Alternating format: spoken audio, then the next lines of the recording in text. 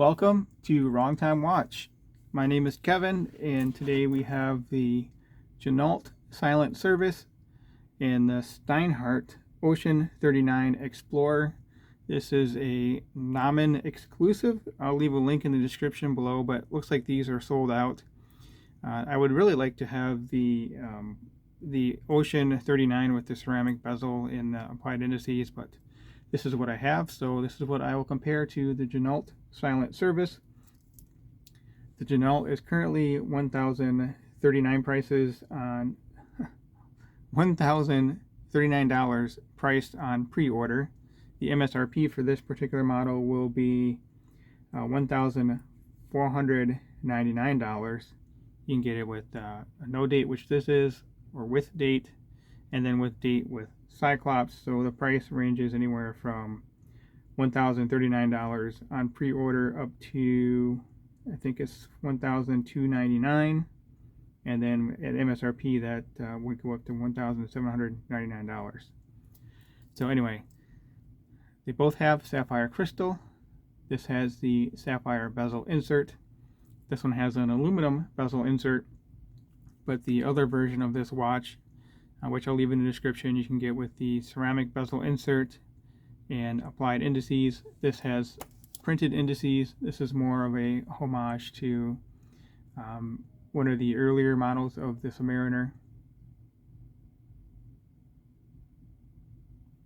So I like this watch. I like the gilt indices. Actually, one thing I don't like is the domed crystal, but again, it's got the vintage styling to it. I actually traded for this watch. That's how I ended up with it. Drilled lugs, polished on the sides, brushed on the tops. You do have female end links here. The bezel action is pretty nice on it. The Steinharts were a little flat on my wrist. They don't curve down quite as much. You can see that there. I'll show you that at the end of the video here, towards the end of the video. I do have screw links, solid end links, solid links, a stamped clasp, and its friction clasp there is held in by this little hook. I really don't care for this system, but it works. It hasn't come off my wrist with the safety clasp on here, so it's a nice little system here. Nothing fancy on the case back there, just some engraving. It says Swiss made by Steinhart for Namen watches, sapphire crystal, Ocean 39, and it is 100 meter water resistant. The Ginault is 300 meter water resistant. But look at the dials here. I like the text on the Steinhart a little more. It's simpler. Right, just says Steinhart Ocean 39, and then it says 100 meter, 330 feet submersible, versus what's on the Ginault here.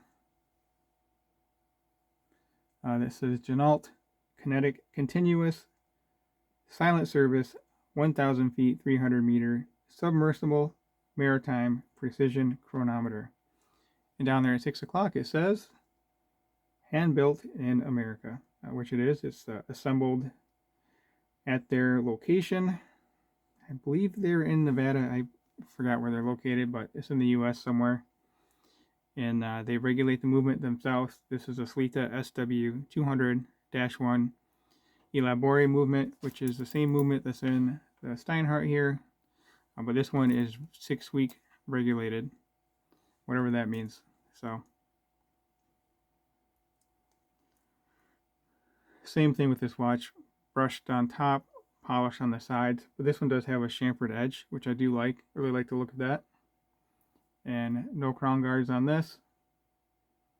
So I've been told the dial mimics a Omega, and then the case and bracelet very similar to Rolex. This case is basically a Rolex Submariner case without the crown guards. I do like this signed logo. There we go, focused on that. And the same logo is on the dial here. Looks similar to the Tudor Rose. The Steinhart is engraved as well. So let me know which of these watches you prefer.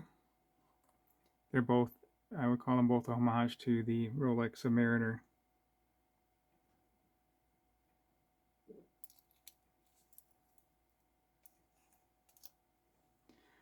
All right, let's talk about the dimensions of each, and then I'll get each of them on wrist, and then we'll check out the lume towards the end of the video. I'm sure pretty sure the Ginault will have better lume. This has, looks like the old radium lume, kind of a vintage patina lume look to it.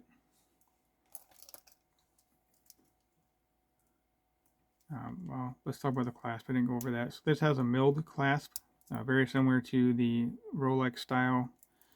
It has a similar adjustment system here, the adjustable on-the-fly system for sizing it. It doesn't have the typical spring bar like most watches do with the holes on the side that you can size.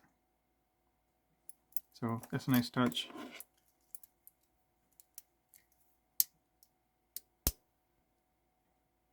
And the case back's a little bit different than Rolex as well.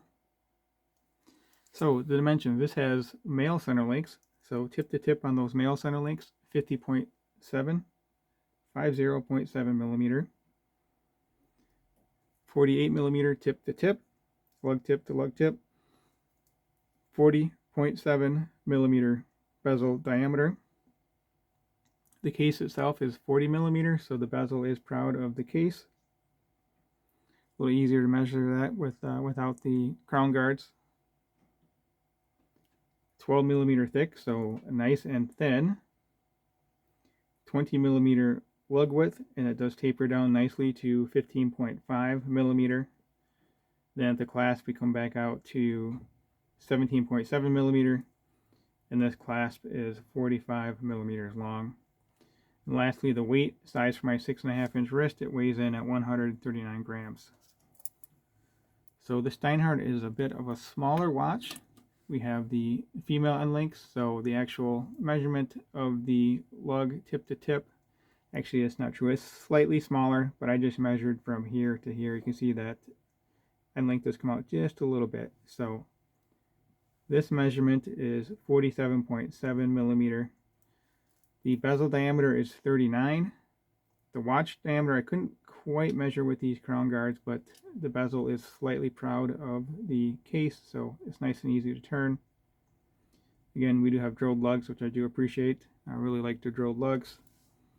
Makes changing out the strap much easier. Unless, of course, your watch has a quick release strap, which a lot of them do now. So thickness on this, it is a bit thick due to that domed crystal. And I think it'd even be thicker without that as well. But with the crystal, from the case back to the crystal, looking at 14.5 millimeter. So the thicker watch, 100 meter water resistance, and the thinner watch is 300 meter water resistant. 20 millimeter lug width, and this bracelet does taper down nicely to 15.5 millimeter. And then at the clasp, we come back out to 18.3 millimeter. So the clasp width is a little more than what is on the Ginault. And I didn't measure the length of this clasp because it's typically sized clasp here.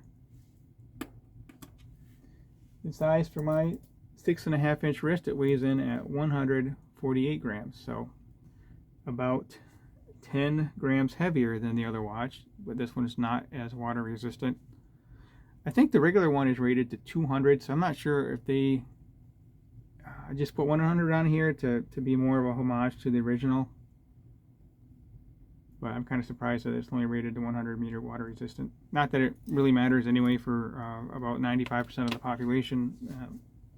Maybe even more than that. People don't dive that deep. Most people, I should say. All right, let's get this on wrist. So as I mentioned, I have a 6.5 inch wrist with a 52 millimeter wristband. So the Steinhart probably will fit a little better on my wrist. If you haven't subscribed yet, please hit that subscribe button.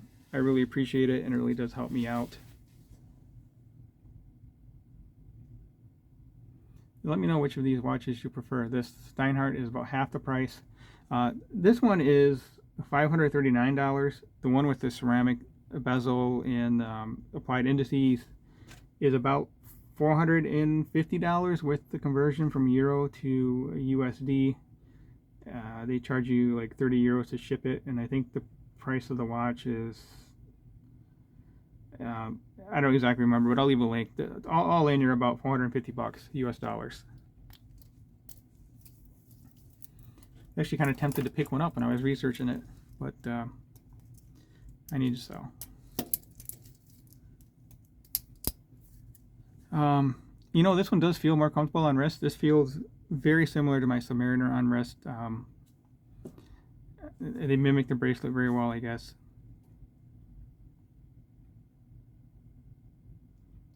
So again, this one is 47.7. Nope, that was a different watch. This one is 48 millimeter tip to tip. And the male end links are longer, but it just tapers down. You really don't see that there.